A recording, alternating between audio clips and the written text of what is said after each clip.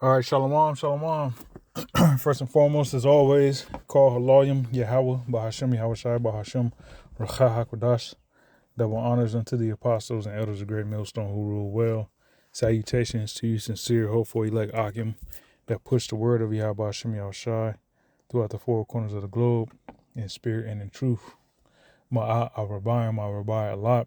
That's to say, 144,000. All right, in the ancient Paleo Hebrew, the Lashawan Kodash. Shalom to y'all. So in this lesson, I want to get into, Esau's rap sheet proves he's wicked, proves he's the devil. All right. When you look at the rap sheet of Esau, Edom as a nation and the events that have taken place in the earth with them being in power, the things that they promote in the earth, okay, what they stand for, what they pretty much they're what they have built, in this eon being, an uninterrupted period of rule. So Esau's uninterrupted period of rule has brought nothing but death ultimately to the earth. All right. So Esau's rap sheet proves that he's the devil. Okay. So this is Job 9:24, oldie but goodie. It says, "The earth is given into the hand of the wicked. He covereth the faces of the judges thereof. If not, where and who is he?" In the NLT, it says, "The whole earth is in the hand of the wicked, and God blinds the eyes of the judges. If not, if he's not the one who does it, who is?" Okay.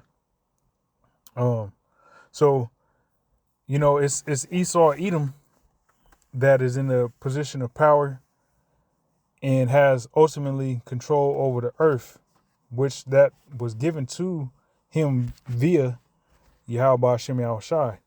Okay, so the rule that Esau has is given him from the Heavenly Father, from the spirit world. All right, and with him being in control of the planet Earth, there's certain things that the Heavenly Father is putting into Esau's spirit to do to pretty much bring forth prophecy, to have prophecy come to pass. All right, and a major prophecy that is going to come to pass while Esau is in rulership, being that, as the scriptures say in 2nd Ezra 6 and 9, that Esau is the end of the world and Jacob is the beginning thereof. One of those major prophecies is that MOTB, all right, the microchip, okay, that, microchip technology that Esau wants to have embedded under the skin of, every living person. Okay. That's Esau's, his diabolical plan. That is pretty much instructions that's been given him from the Heavenly Father, which that in itself proves that the Most High, is in control of everything, as it says in Daniel. All right, I believe the 4th chapter, the Most High ruleth in the kingdom of men. Okay, so ultimately everybody on earth, whether they're righteous or they're wicked, pretty much receive instruction from the Heavenly Father. Okay. Now, I want to grab this here. This is from Deep Seek. And something that I asked was, what are some international destruction that were caused by white people? Okay. I should have said destructions or, So, as you see here, it says the history of international destruction caused by white people, particularly through colonialism, imperialism, and systematic racism, is extensive. Below are key examples drawn from the search results, highlighting the global impact of white supremacy, exploitation, and environmental degradation. Okay, so number one, colonialism and genocide.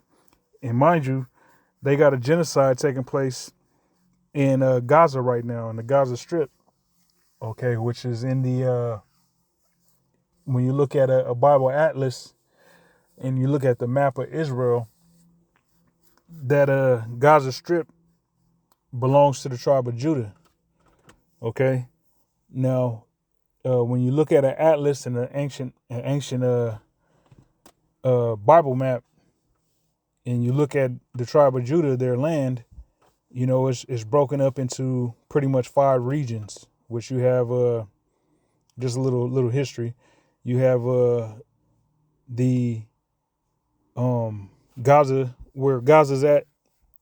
That's known as the Palestinian plains, coastal plains, Palestinian coastal plains. When you look at an ancient map, so that's from the Mediterranean, and then it moves its way east, and then next to that you have the Shapala in the Hebrew, Shah, Pa, La, and Aha, Shapala, which in the Hebrew means a lowland um, or valley. Okay, so it's also known as the foothills. Okay, then once you go east of that, you have the hill country of Judah.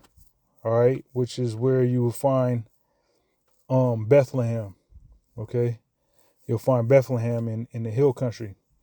Then next to the hill country, you have the wilderness of Judah, or the Judean wilderness, which that runs into the Dead Sea.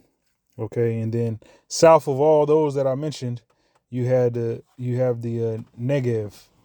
All right, which is just desert. Okay, but anyways, the Palestinians that are in Gaza, are forced to eat turtles because of the genocide that's being brought upon them by Caucasians, so-called Caucasians, but in particular, the tribe of Amalek. Okay, the so-called small hat over in the land of Israel. All right, the tribe of Amalek. Um, we're currently seeing a genocide being brought upon a race of people because of what we're reading right now. Okay, so the things that Esau is known for, as far as being wicked in colonialism and genocide and things of that nature. All right, he's still at it today.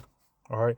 So number one, it says colonialism and genocide, indigenous displacement and massacres, European colonizers in the Americas, Australia, and Africa systematically displaced and killed indigenous populations. For example, English settlers in New England carried out genocidal attacks like the Pequot massacre, justifying violence against indigenous people as a moral duty. Okay, so Esau lie with his pseudoscience and say that this race of people are insignificant or barbaric or on the level of animals, so we're justified in pretty much uh, committing genocide on these people, ethnic cleansing, because it's our moral duty. And what they have done, they have used so-called religion, in particular Christianity, Catholicism, Christianity. That's been the main catalyst in which Esau has justified himself in committing genocide and just mass murder upon indigenous populations. Okay, it says African enslavement. The transatlantic slave trade, driven by European powers, enslaved millions of Africans, leading to widespread death, cultural destruction, and economic exploitation. The U.S. and European economies were built on this stolen labor. All right, when you look at a lot of these the diamonds and the gold and the rare minerals that are found in Africa, the people that benefit from those natural resources aren't so-called African populations themselves. It's all Europeans that profit from that. Okay, and that's another reason why the land of Israel is so important, because back before travel was the way travel is now, you can hop on a boat, you can hop on a plane, things of that nature. In the ancient world, there was a lot of travel that happened on land, on foot. Okay, and the land of Israel is a very vital um, piece of land because it's literally the center of the world, man. All right, being that you got the continent of Africa that's connected to Israel. Okay, you got Saudi Arabia that's connected to Israel, and then from Israel you can literally walk, the Fertile Crescent. All right, you can go to Mesopotamia. You can walk to Babylon, ancient Babylon, which is Iraq. You can walk to ancient Persia or Medes, which is over in Iran. You can walk into Europe or via Turkey. Go through Turkey. Go through from Israel. You'll slide up through Lebanon, through Syria, all right, Damascus, all that, and then end up in Turkey, and start heading northwest. Okay, and then you're open to Europe, all of Europe. You can hit Russia, all that, China, all that. All right, on foot, but you know, uh, Israel, within Israel, you can hit all that. All right, so that's why Israel is such a important land. Okay, um, verse 2. Excuse me. It says number 2. It says environmental destruction, climate crisis, white supremacy, and industrialization rooted in colonial exploitation have disproportionately caused climate change. The fossil fuel industry, born from the Industrial Revolution, which relied on slave labor, okay, has led to global environmental collapse. All right, now the technological advancements of the um, Industrial Revolution pretty much forwarded, pretty much fast forwarded, the Earth's death, so to say. All right, now it's dying process because the Earth is dying right now. It's not gonna die completely. Um, in regards to it, it'll never be the same. It can never be rehabilitated back to uh perfection, so to say. But you have the Earth is jacked up. All right, so the Industrial Revolution heavily aided in that. All right, to the point now that Esau is spraying chemtrails, spraying shit in the air. The water's polluted. A lot of these industrialized factories and things of that nature are all in neighborhoods where Jake is at. All right, and the runoff from these from the factories are um spewed out into the water, to the local water source. Hey, look at the pipeline situation up in the Dakotas.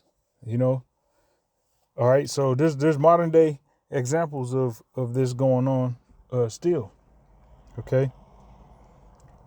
Sacrifice zones. It says polluted areas like Cancer Alley in Louisiana, a majority black region, and Navajo uranium mines are examples of environmental racism, where communities of color bear the brunt of industrial pollution caused by white dominated corporations. All right. And whenever you see these corporations, the people that's always at the top of the food chain are always small hats. Okay. So Esau's rap sheet proves that he is the wicked. All right. Just like Kanye West, what was that, last year or something like that, where he was online bugging out. But what he did, he brought out that list of all the corporations, the media outlets or something like that, or just major corporations that were all owned by small hats. Okay. Verse number 3, excuse me. It says cultural and racial supremacy, doctrine of discovery. Okay. European settlers used this ideology to justify to justify land theft and genocide, claiming non-Christian lands as their own. Where in what world is that cool? To just go into somebody's land and just take it, you know? And this is the thing. If all of the so-called Native Americans here in America,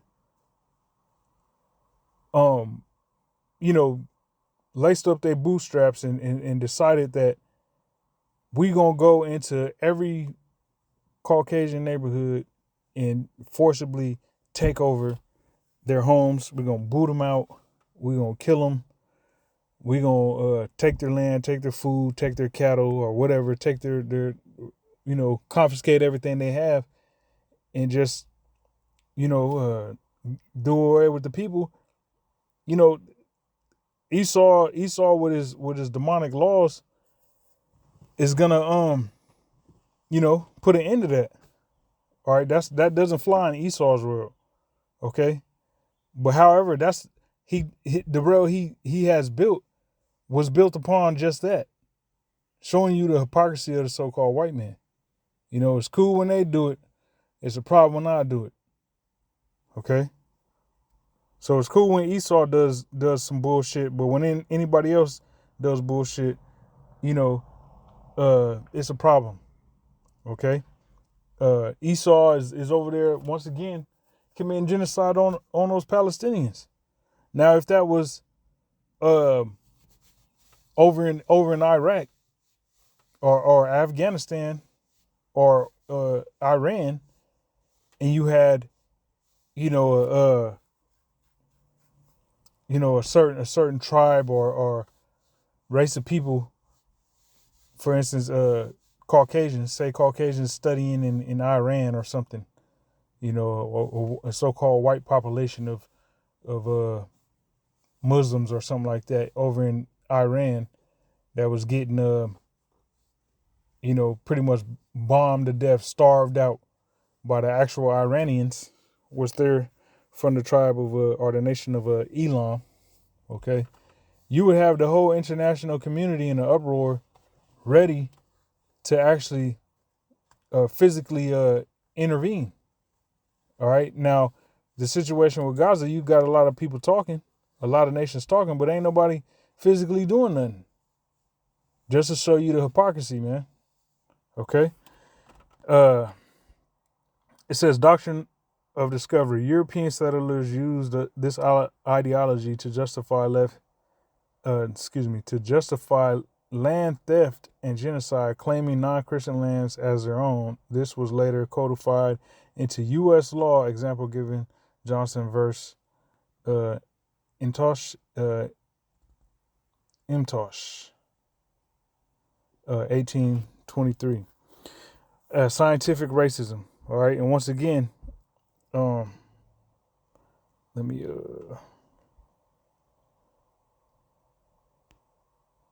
grab this real quick. Grab precept. Isaiah 10. This is Isaiah 10:1. It says, "Woe unto them that decree unrighteous decrees, and that write grievousness which they have prescribed." All right. What sorrow awaits the unjust judges and those who issue unfair laws. Okay, and that's exactly what Esau has done. This Johnson versus Imtosh 1823 is an example of Esau with his bullshit laws, man. Okay, but woe unto them. Destruction is coming for the Edomite race. Scientific racism. It says theories like eugenics promoted by figures like Madison Grant were used to justify racial heresies, sterilization programs, and immigration restrictions influencing policies in the U.S. and Nazi Germany. Heresies. Verse 4, or number 4, it says modern systemic violence. And you know what? There's been more Israelites killed by way of abortion than any other way of dying here in America, and that is a product of scientific racism. You know, scientifically come up with some bullshit numbers and you know build abortion clinics, but put them all in the ghetto. You know, and make it appeasing to Israelite women, so-called Negro, Latino, and Native American women. Make it appeasing to them and appealing to them that if they want to abort this baby, it's their right to do so. All right, which that's completely demonic. All right, so there's a lot that Esau got to pay for, man. It says modern systemic violence, police brutality, and mass incarceration. Systems like the U.S. prison industrial complex, described as the new Jim Crow, perpetuate racial violence and disposability rooted in white supremacist structures. It says global inequality. It says white dominated nations continue to exploit global South resources, leaving legacies of poverty and instability. An example: Belgium atrocities in the Congo, British colonialism in India. All right, so the whole world is being ripped off by Esau. Okay, number 5, it says cultural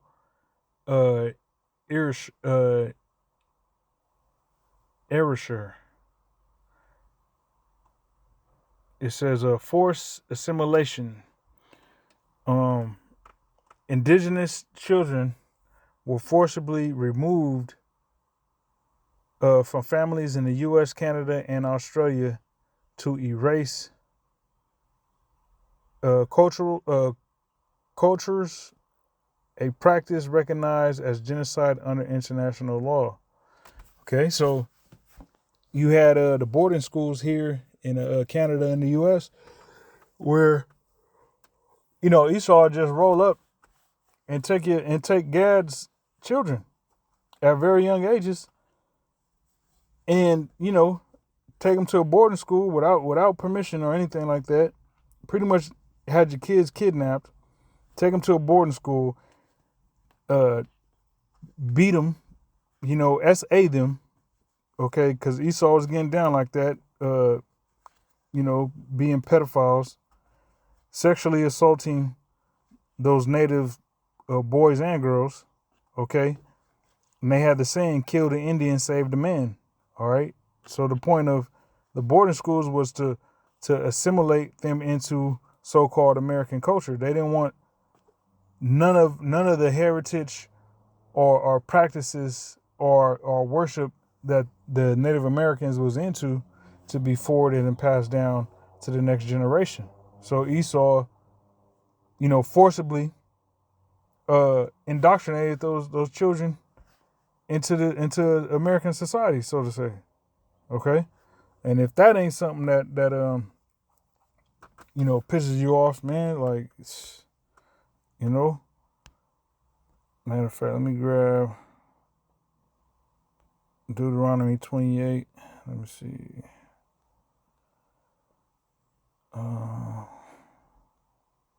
So I can bear with me 1 second.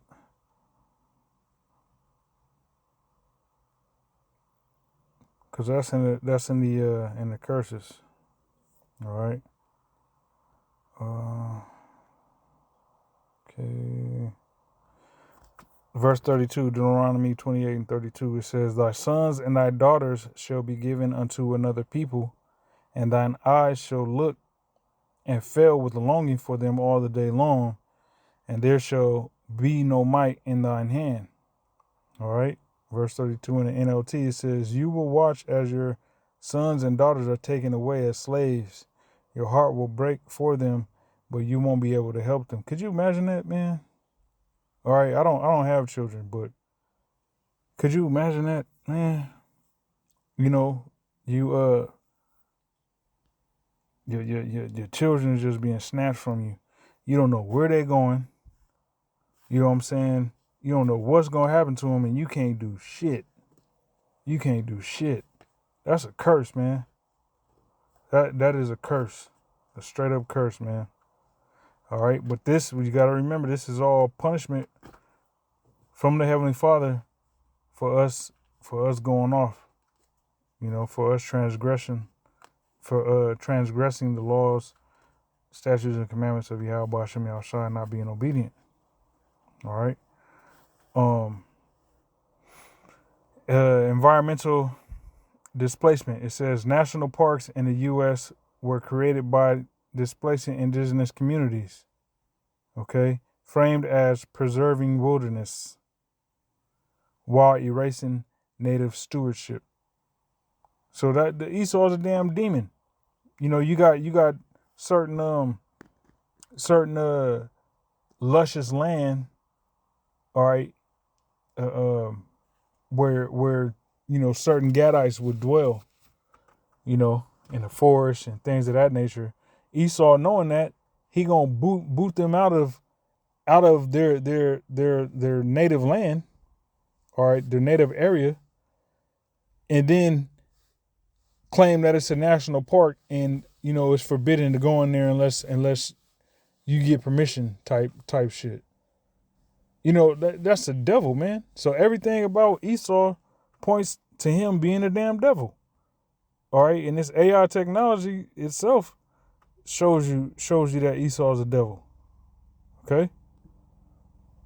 All right, these search engines like Gronk and Chat GBT and DeepSeek show you that the people that program these apps or whatever you want to consider them, these systems, the people that program them know that the so-called white man is the devil. They know that Esau is evil. Okay.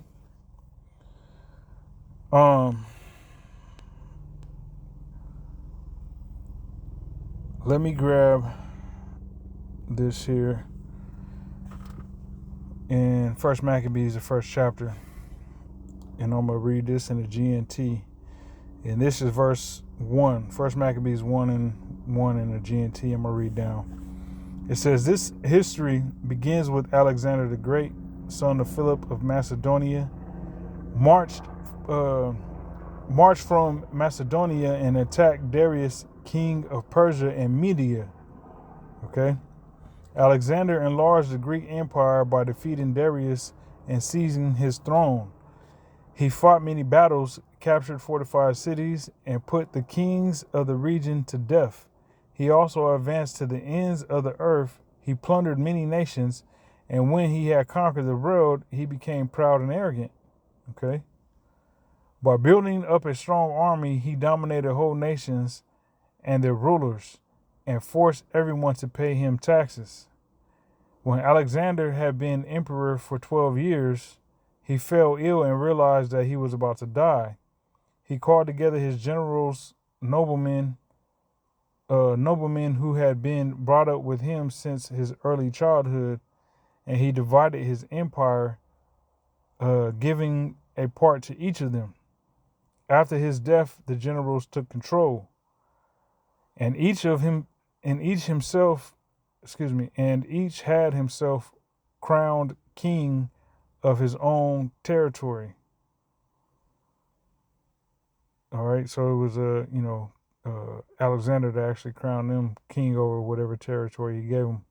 It says the descendants of these kings ruled for many generations and brought a great deal of misery on the world.